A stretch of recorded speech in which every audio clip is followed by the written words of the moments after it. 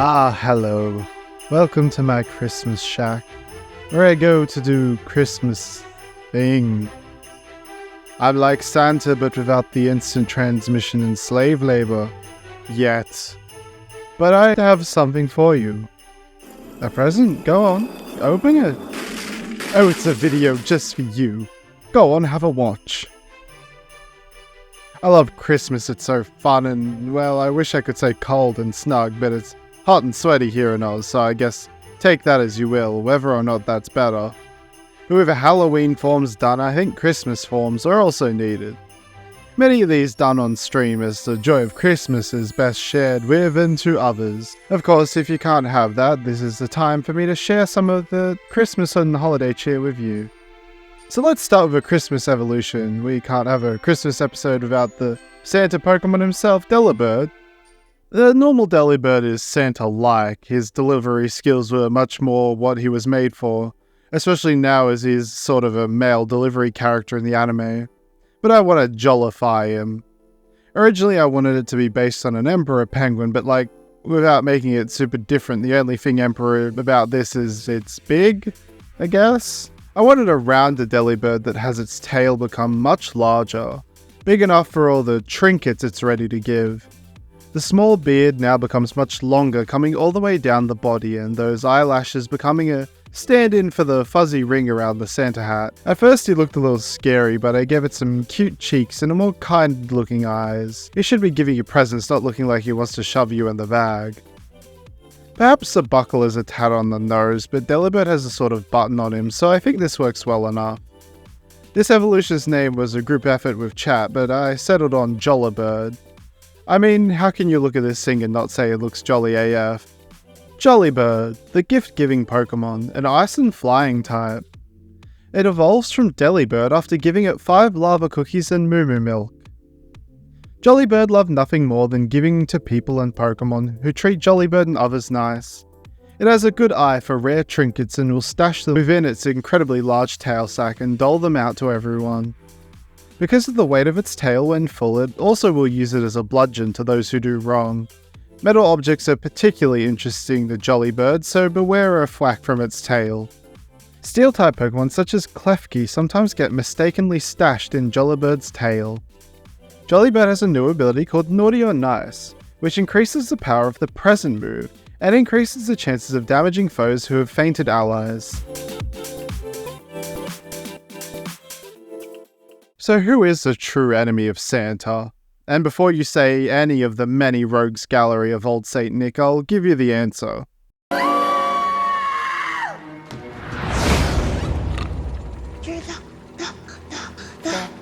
The Grinch! Of course, doing just the Grinch itself wouldn't be super funny, but a bit of an eviler creature, the Krampus, was also placed into this design. But who did we mix into the pot? Well, who else but Grimmsnarl? The Grinch, well, the live-action one, is such a gem of a movie, and is a holiday staple to watch with my family when we're all home for Christmas. If you haven't seen it, do yourself a favour and watch it, as required reading for this form. So for this confronting form, I wanted an almost goat-like, long, lanky, I guess Pixar mum Grimmsnarl, who uses their hair to create the basket, where they take naughty baby Pokemon to teach them better ways. Not nearly as dark as what normal Krampus does, no way. I gave it the swirly Grinch tuft hair, and with the green I colour it later on. That's most of the Grinch energy I give it. The long arms, I took a very good suggestion from chat to make them larger and hold the weight. Somehow both more and less scary that way. Speaking of chat while I streamed, the chat lovingly named this one Grinchsnarl, which is just glorious. If it was a different Evo convergent, that'd totally be its name. The tongue is pretty creepy, but I think necessary to sell the Krampus angle. And the baby Pokemon just having the best time there. Look, Mime Jr. is screaming with joy, and Smoochum is just so happy to be here. Yeah, that's it.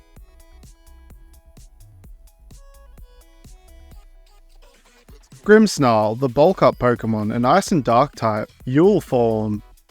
This rare form of Grimmsnarl only lives in cold climates, but will come down the mountains during more raucous times of the year for their sinister purposes. The hair that wraps their body keeps them warm as well as creating a basket-like shape atop their back. This basket allows them to store food and in some cases, baby and young Pokemon. It only takes Pokemon if they are caught misbehaving and will place them in the basket and carry them back up the mountain. There they will teach them to behave through fear. Once they show a better behavior, it will then carry them back down without being spotted by their trainer.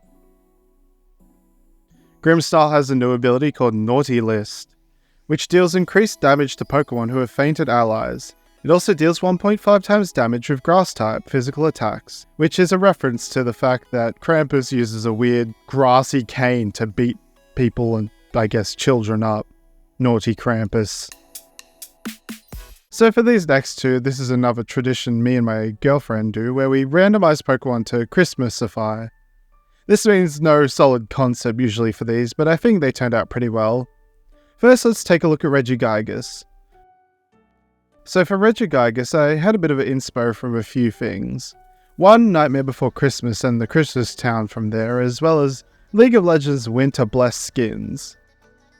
The idea was that Regigigas became sort of a living tree with extra ornamental parts that would house people, a sort of living town, and in the center would be Santa's sort of spire? I don't know. Trying to explain this madness is hard.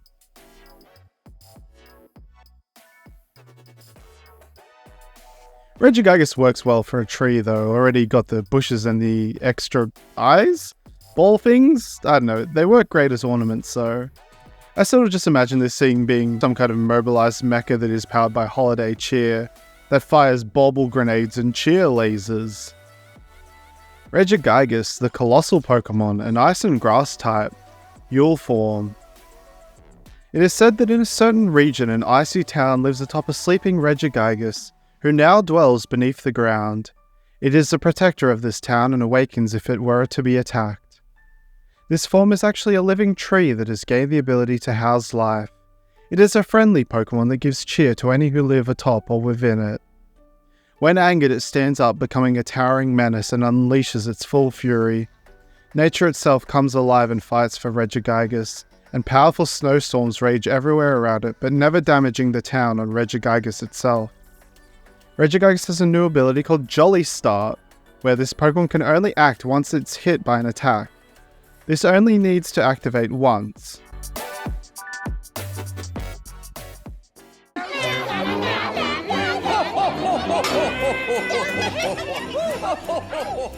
This next one makes a bit more sense.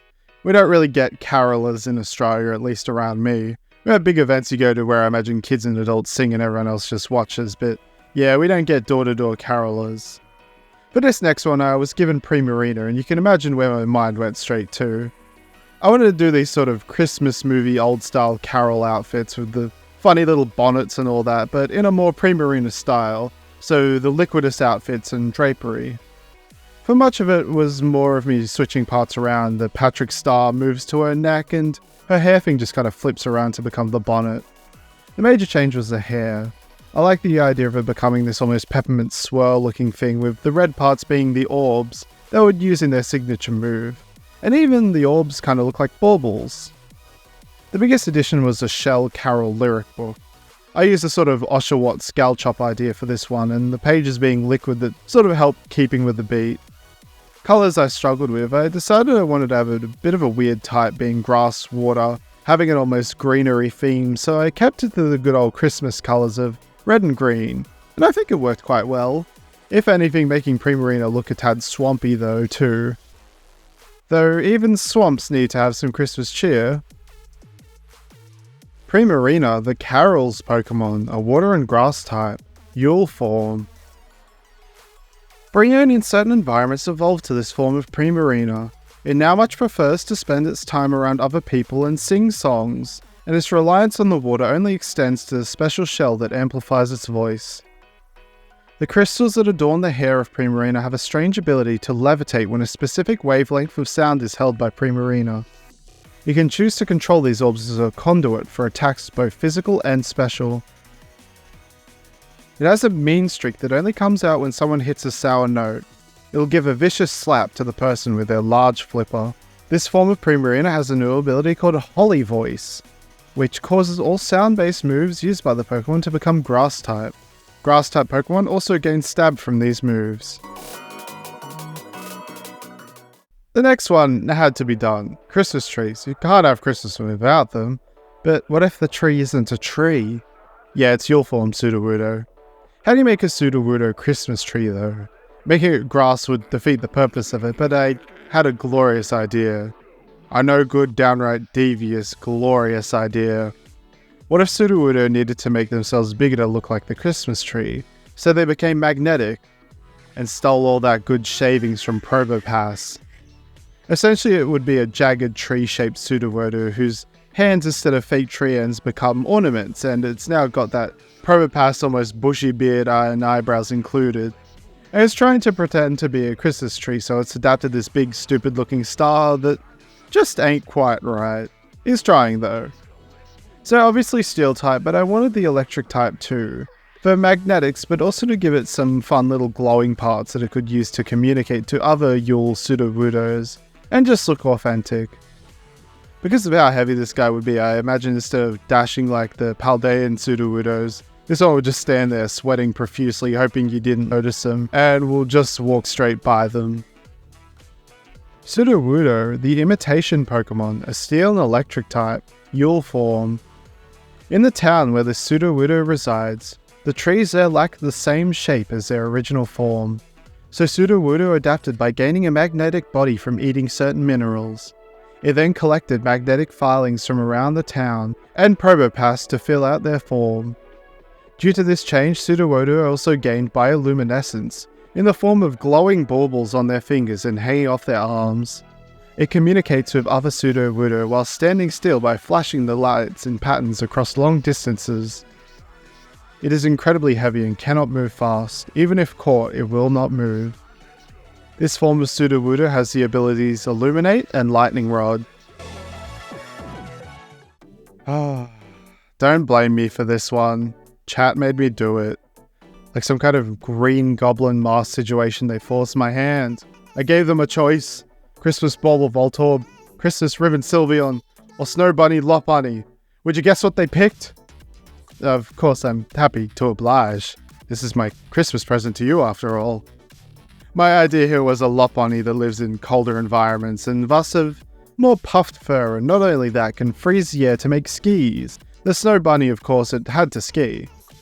The chat had a great idea to give the ears Ambipom or Diggersby-like hands to hold the ski poles, which was a great idea, and you all know how I like my long arms and big hand designs.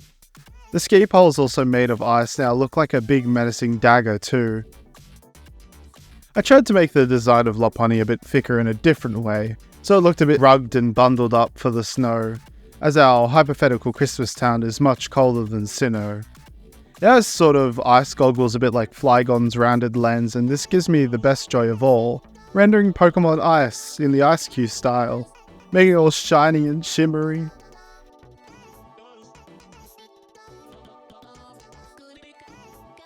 In the end, it's not really an Aussie Christmas thing, but skiing is definitely a holiday theme for many other countries. Lopunny, the rabbit Pokemon, an ice and normal type, Yule form. Adapted to snowy living, this form of Lopunny has gained the ability to freeze the air and moisture particles around their ears and feet to create various structures. This has allowed it to create a crude ski gear setup for quick mountain traversal.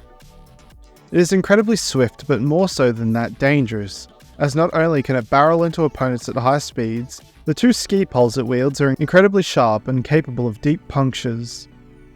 Their hands have fallen prey to that similar of Ambipom, where they have lost much dexterity due to using their hand-like structures on their ears. This form of Lopunny has an ability called Snow Bunny, where the user takes half damage from ice-type attacks and causes their own physical ice-type attacks to have a chance to increase speed. With it so close to Christmas, and we aren't even ready. We don't have anyone to push my sleigh. And conveniently, it's very foggy outside. Whatever shall I do? Well, how about I grab this conveniently placed Stantler here, and get it to win a battle at night as the last Pokemon in the party, and ye gods, it's evolving. I wanted a Rudolph Pokemon, and I think Stantler is perfect for it. Weird Air is cool, but I wanted it to be a split Evo, a cuter, happier version of the two grumps where it has a fun red nose. Because this cheer deer loses the normal type and becomes flying, it now is able to float above everyone through the power of levitation. I want it to be quite Christmas gaudy, so its horns swell like some kind of stop-motion Christmas snow effect, and in Jingle Bells. And the nose, well, it's the centerpiece. I added some almost whisker-like parts to it to make it look like it has almost a halo of glow, like how my astigmatism eyes sees during the nights on any light whatsoever. It also has wee little booties. Well, they're still hooves, but the fluff is done in a way to look like a Christmas stocking. For colours, I wanted it to be an almost in-between of Stantler and Weirdeer. Lighter, but with the accents of some reds. I also wanted to add in a little aurora that is kind of a stand-in for the reins that are attached to the sleigh. Would you trust this little man with your Christmas gifts? I know I would. Cheerdeer, the jolly-nosed Pokemon, a psychic and flying type. Evolves from Stantler after winning a Pokemon battle at night while being the last ally Pokemon left. This happy-go-lucky evolution of Stantler loses much of its skittish nature, no longer using its psychic powers for illusions, but to fly and bring cheer to any and all. It is unafraid of predators, and it shows, with a bright glowing nose that helps illuminate its way during foggy nights as well as jingling horns.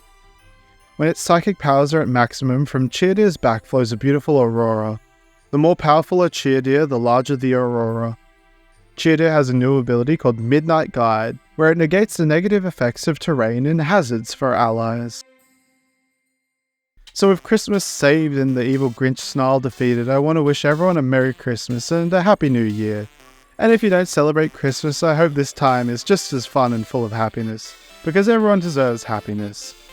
Thanks again for another wonderful year of Pokemon Adventures, well, my first year of Pokemon Adventures. And I hope next year can be just as jolly. Now excuse me while I climb back up this chimney. Oh, and by the way, comment your thoughts on the designs. And don't forget to give me the gift of you liking, subscribing, and sending this to other Pokemon fans.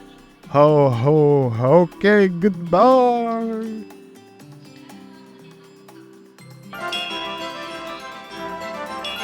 Look, Santa's leaving! Peace be with you all.